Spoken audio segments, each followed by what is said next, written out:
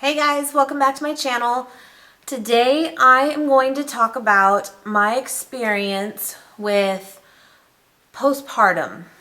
And it's a very personal thing, and it's not something I've talked about a lot at all, even with my own family. My son is 5 years old now, and so this is something going way back for me. And I want to talk about it though because recently I just kind of want to get it all out there right now, since it's kind of fresh right now too. I recently did the Being a Mom tag, and that's already up. I'll link that. I just filmed our experience with having a son with a speech delay, and that may be up already. I'm not sure, but I just filmed it. So anyway, I'm in this mode right now, I think, of that, and I was like, well, I'll do that one later, and I just kind of want to, it's fresh, let's just get it out there. Postpartum depression, such a stigma to that, and it makes me really sad that that's the case, because even though, I'm going to say it too, that it's a very normal thing, it doesn't make it any easier. Just, I guess when you're going through it, you don't, just because it's normal doesn't really matter at that point. It just doesn't. You don't feel normal. You don't feel like people think that it's normal, even though you know better, you don't know better in that moment. And it's something that most people don't think they're going to ever have to go through. And, that's normal in itself to think that. And you may never experience it, and you might. And I was one of those people that did. And the reason why I want to talk about it is because I didn't do what I think I should have done with that. And I think the biggest struggle I had with it is I wasn't sure if that's what it was, or if it was strictly from having a child, or was it from outside influences too of change? Was it, let me give a little background to what I mean. When I was, I want to say 7 months pregnant, my husband had just gotten promoted, which was great. I mean, obviously to babies coming, this is great. This is what we wanted to happen. I had a fairly easy pregnancy, as far as I didn't have morning sickness. I didn't really have heartburn, just the main things that a lot of women go through. I didn't really have any of that. Now towards the end, I did have to, I spoke about this a little bit briefly. I was induced at 36 weeks, and because my blood pressure was really high, it was not technically preeclampsia, but it was, for lack of a better term, it was pre-preeclampsia. You know what I mean? Like if I would have continued on without that, without being induced and getting him out, it would have turned into that. And because I was far enough, it was worth it to do that.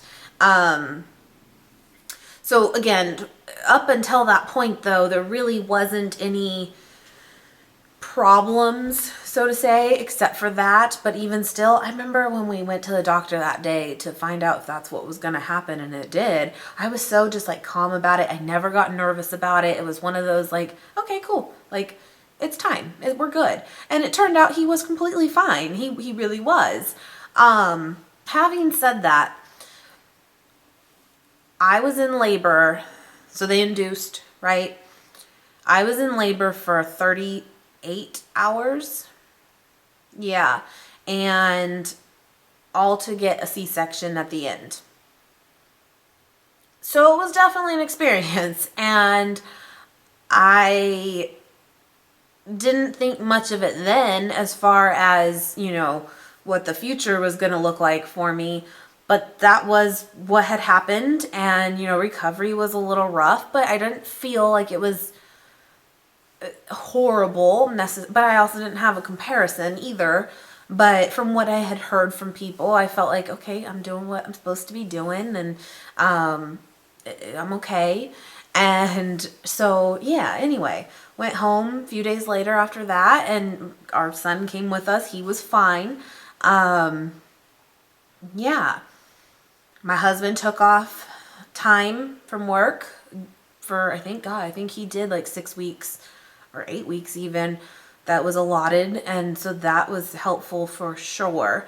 And, so you go, you have your kid, and then you have your follow-up appointment with your doctor 6 to 8 weeks later to get signed off of you're good to go for normal activity and all that. And I remember being asked by them, actually, like, how are you feeling and stuff, more on the emotional side.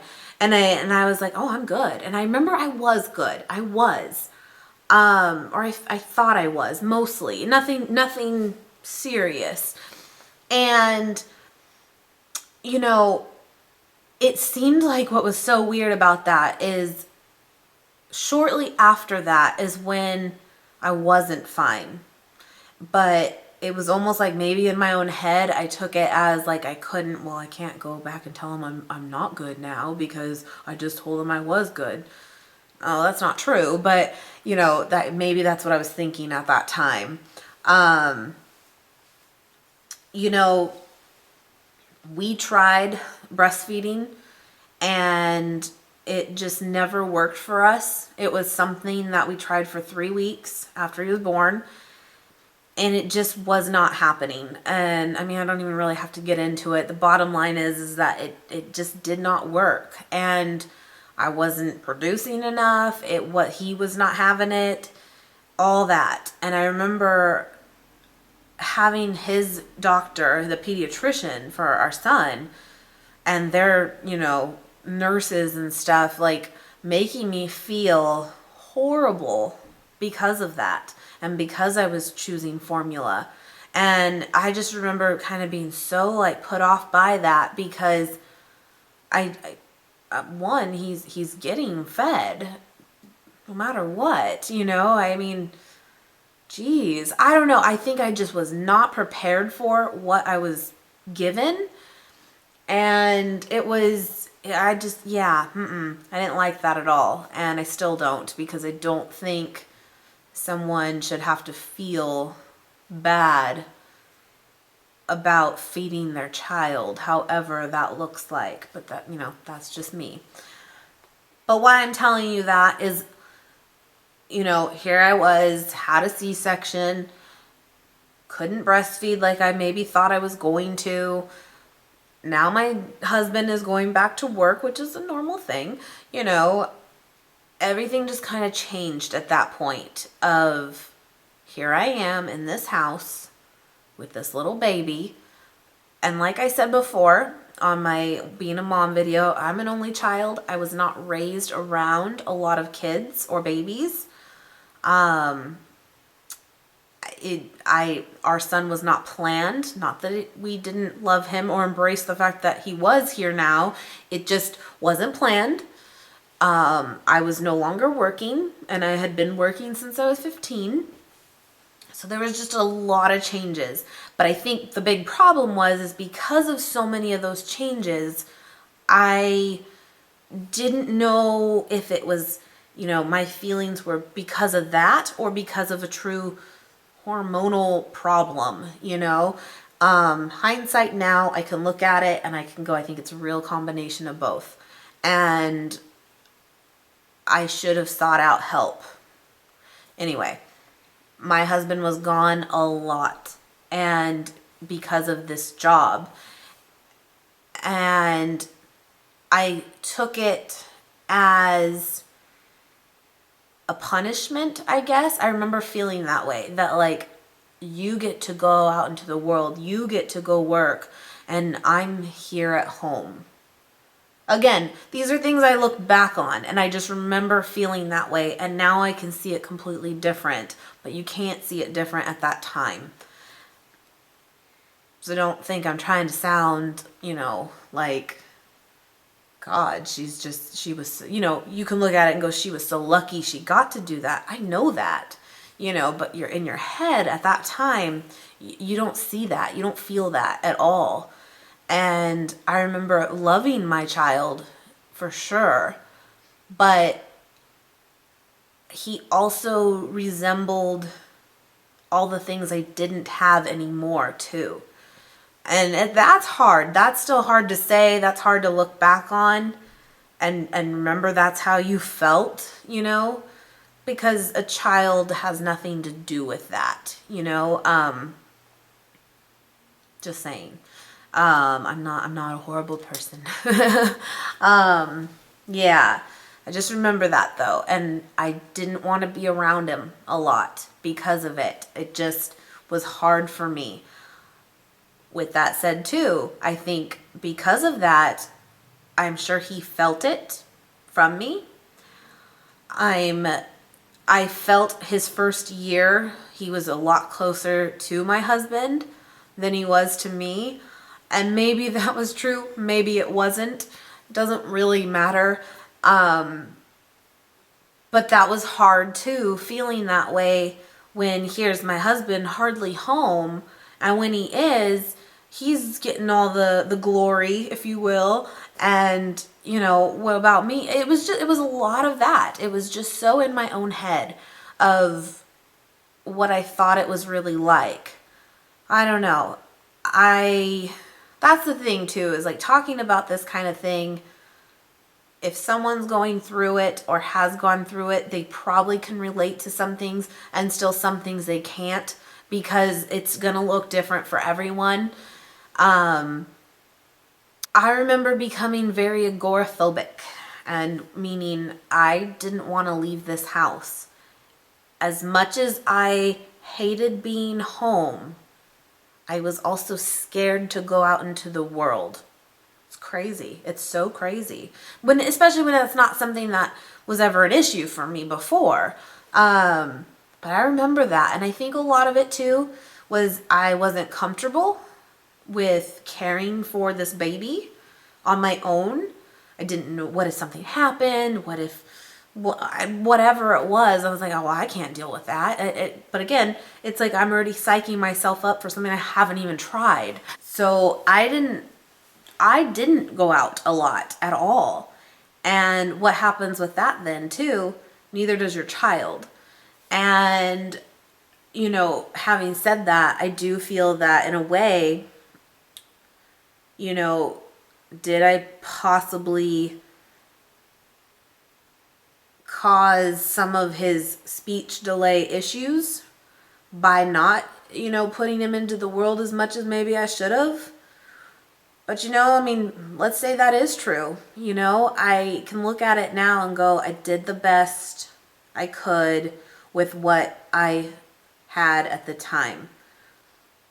But moral of the story is I should have done things differently. I should have reached out for help. I should have done different things at that time to make myself in a better place, or to try to get to a better place. It was like I wasn't even trying. It was like I just accepted that this was what it's meant to be. This is what it is now. And it's not that way. It does not have to be that way at all. Yeah, I mean, it's not easy to like think back about that time, but I also am good now. And it's okay, because I can look at it and go, I messed up. I should have done something different. And I would do something different, and I would suggest doing something different to other people now. And that's the best I can do based on where we're at now, you know? Yeah, it's a whole other thing. Like, postpartum is it's crazy. It is, and you feel crazy. And that sucks because you're not crazy, you know? Yeah, yeah. My husband and I went through, you know, that was a really hard time for us too, because he felt guilt for not being around and choosing his job over helping me. But the reality is too, what was he really gonna do? The whole point is really even if he quit his job and we just made it work otherwise, it wouldn't have fixed it.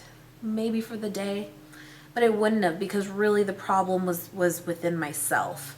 And so I'm glad, as much as in the moment it was a struggle and it was hard, I'm glad he never caved to that, because it wouldn't have helped anything. It really wouldn't. In fact, it probably would have made things even worse, because then I would have had that out of just, oh, well, I don't have to do anything now. He can do it, you know? And then what? You know, it just, so it's actually a really good thing. At the time, it was not in my mind, you know?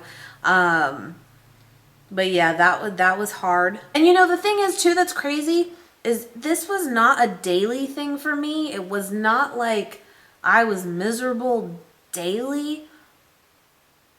There were times where it went on for days, and then there was times where I'm good, oh, I got this, and then it would just come crashing down. I mean, you're just a constant roller coaster. You really are.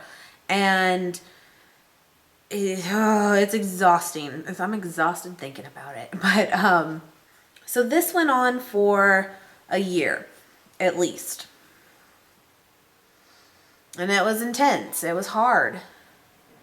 With that said, when I said I did not work anymore outside the home, you know, I had worked in a job that actually offered a year of maternity leave, we'll say, but it wasn't paid the whole time or anything. But I actually had a year of job security to decide if I wanted to go back, which was pretty cool. We took that and we were like, this is perfect, because now we can test, is this something we want to do? Is one income going to be enough?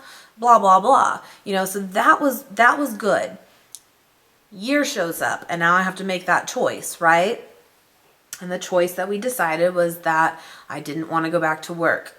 And I think what part of that was, though, was I was in that stage of not wanting to go outside. I was scared of the world, you know?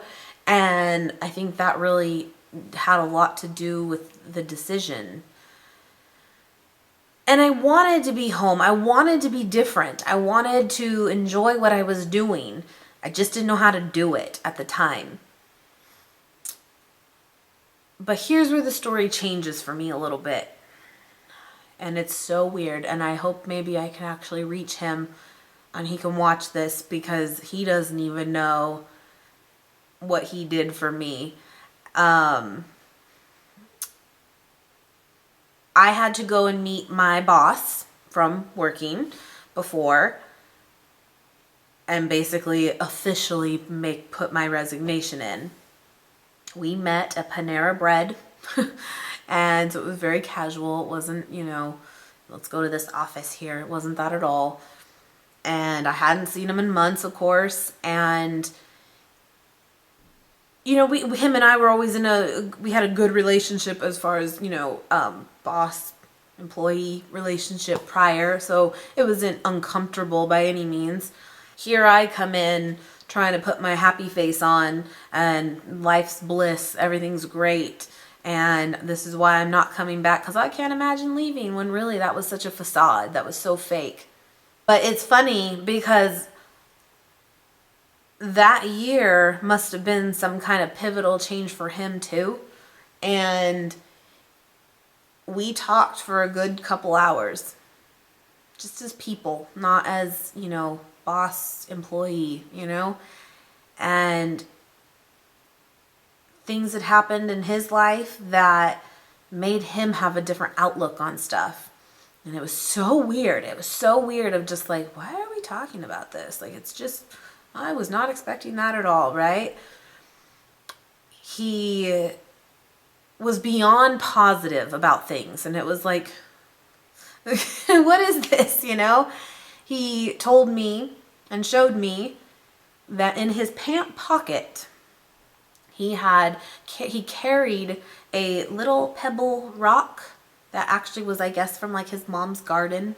Not that that mattered, but the point was he had this rock in his pocket. And I think, like most guys, more so, when they're walking or they're standing around, whatever it is they're doing, and they put their hands in their pant pockets. And he said every time he would feel that, he would have to think of something positive or do something positive for someone else, whether it's open a door for someone or just think of today's going to be a good day, like a positive affirmation even, right? And here I am just kind of like taking it all in because I don't necessarily know what to say even. And I'm like, this guy, you know, and he was just so positive and so happy, and it was working for him.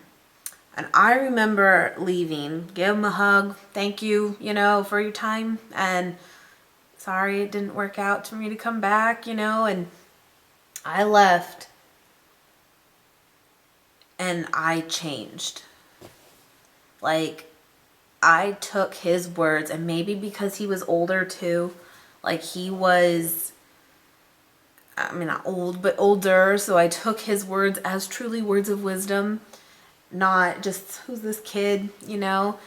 And I changed. I didn't carry a rock around or anything, but I decided I'm going to do that too. I'm going to look at what I do have.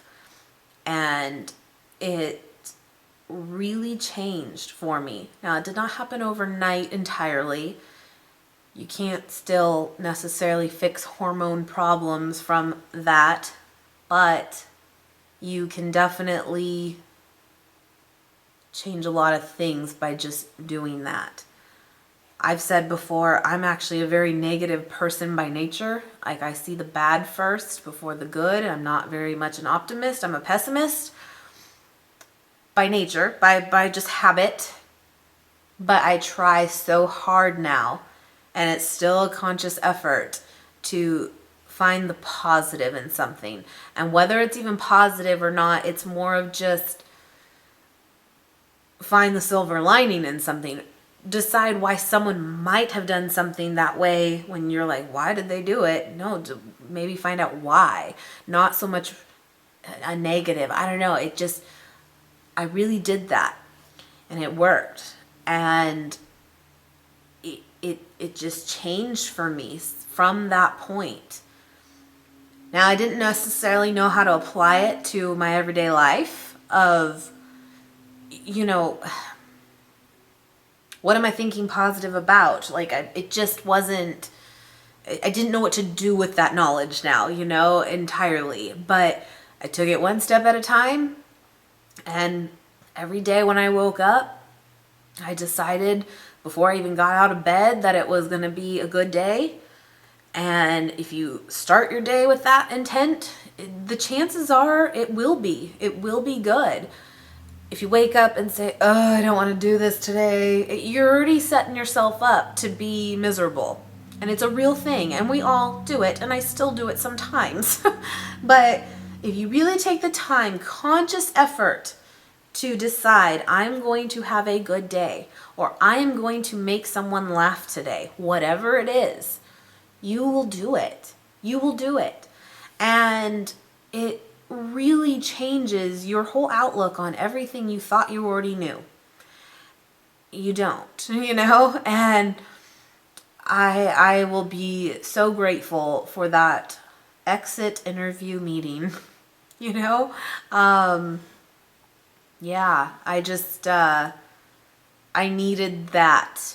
And it's so funny, like, as fate would have it, right? Like, why did that happen? Like, and it happened at that time, and it didn't even, that meeting, you know, he was my boss, but there was other people that could have done that too, where I never even necessarily had to see him, but I did, and it worked, and it just, I can look at it now, and it's like, God, what if that didn't happen? You know, like, what if that didn't happen for me? I mean, I'm sure something could have come along the way, but that was really that pivotal point.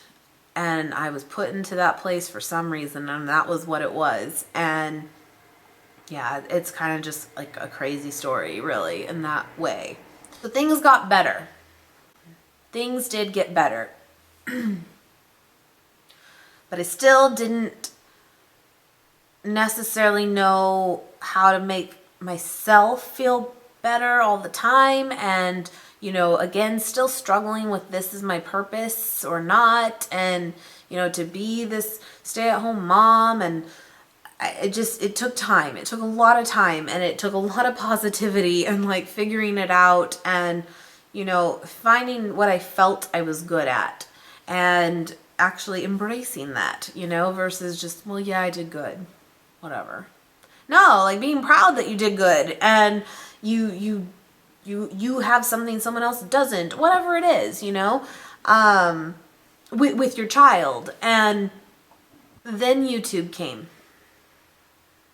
Then YouTube came into my life, and that was its whole other thing too, of I wanted to do so much that I saw people do, and I'm like, well, they're doing it, like I want to do it.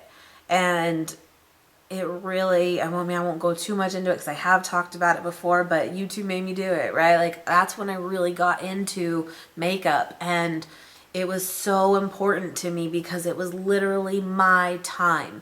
That was the coolest part. It was like, you know, I have a son, I have a husband, I'm the only woman in this house even, and it's like, this is a girl thing for in this house, and this is my thing, and I like it, and I want to grow it, and I want it to be this, and no one can touch it in this house. It's mine. And as much as that sounds silly, maybe, I needed that. I needed something. It didn't necessarily have to be makeup, or I'm saying that for you guys. It doesn't even necessarily have to be that, but something that is yours, no one else's, and something you take pride in. And that was it for me. And I, again, did not do this till he was closer to 3. And I wish I, you know, like I said, I could look back and wish I did things a little different. But by different, I mean just sooner. But again, this was my path. This is what it took for me. Maybe in a way it wasn't meant to be done sooner, because for those couple years up to that point, it was about focusing on the positive for myself and the situation I was in. That's where my focus needed to be for a while. Then I could add something else to it for myself, and that's what I did. And then with that too, I wanted to do YouTube. That's what I wanted to do. I was like, I have a degree in psychology that I wasn't using, we'll say, and I want to help people. That's why I got the degree, right? And I'm like, YouTube, maybe that's what it is. Maybe that's what I meant to do. But how am I going to make that work? With being home with a child, it's noisy, it's this, it's whatever. So then I decided what I'm going to do is I'm going to learn. I'm going to take it in. I'm going to watch as much as I can on things that interest me on YouTube and learn about it.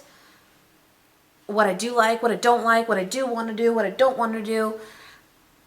I'm going to grow my collection. And one day I'm going to do it. And I knew this. I knew this in my mind. I didn't even really tell anyone either. This was my own personal thing. And I may have mentioned it, like that'd be cool to do, maybe just to get someone's reaction from it.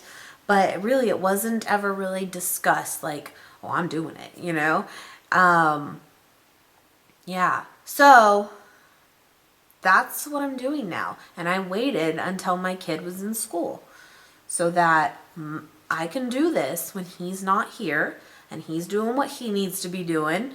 I can do what I need to do. And I feel prepared. I feel like I actually took that time, and instead of looking at it negatively of, well, I can't do it now. No, I used it as a time to think positive and to learn and to really decide what I want to do. And that worked for me. I come off sometimes as a harsh person, but the reality is I'm a very open person. I'm a positive person too. And I just have to work on it sometimes, but I think that's fair and I think that's okay. That's my story with it. Might have been a little all over the place. These are hard ones to really stay. And then this happened, and then I did this, and then I did this, and especially when you're dealing with feelings, it's so you're all over the map. Point is, get help. Whatever help you need to find or need to do it, and do it soon. And don't wait for it like I did. I feel like it worked out for me in that situation, but don't wait if you don't have to. It's you're not alone with it. Hundreds of thousands of people feel this way. They go through this, and hundreds and thousands of people don't do anything about it because they're ashamed of it or embarrassed of it, or they simply don't know what to do. And again, just know you're not alone. And sometimes just hearing someone's story about it can make you feel better, at least for the moment. So I hope that I can give you that. And maybe there might be one thing you heard someone say, one thing that actually does something for you, and you know where to go to get help now, or where you need to start looking. So I hope you could get that. Maybe something out of it, the point is too, and again, something that I really, really believe in is if you don't make a change, small or big, it doesn't matter, you're not going to get change, So you have to do what you think is going to work for you, and if it fails, then try something else. You got to do something different to get something different, and it's a whole journey of trial and error. It really is, but that's part of growing, and you'll feel so much better when you can look back and know you tried to do something. And it doesn't, if you're scared of, I'm just going to get drugged up, they're just going to give me drugs, and you don't have to do anything, you don't have to do a certain way just because it's suggested. It's an option, and if you feel that's going to be best for you to do that, then do it,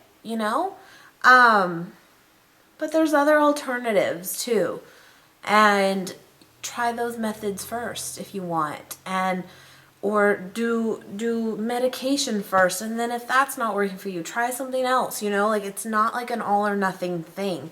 It's a journey. It really is, and there will be speed bumps along the way, but if you really have, it's all about your attitude. It's all about your outlook, and if you can focus on that, then you're going to see different results.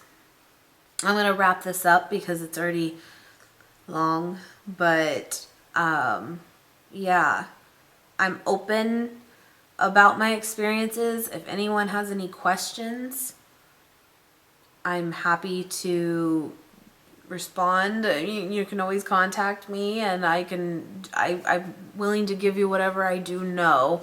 There's no secret, but yeah. So I hope you guys enjoyed my story. It's actually, for something that's sad, it turned into a very positive thing and has put me on the path I am now because of that. So think positive, Anyway, hope you have a great day. Thank you so much for watching, and I will see you guys very, very soon.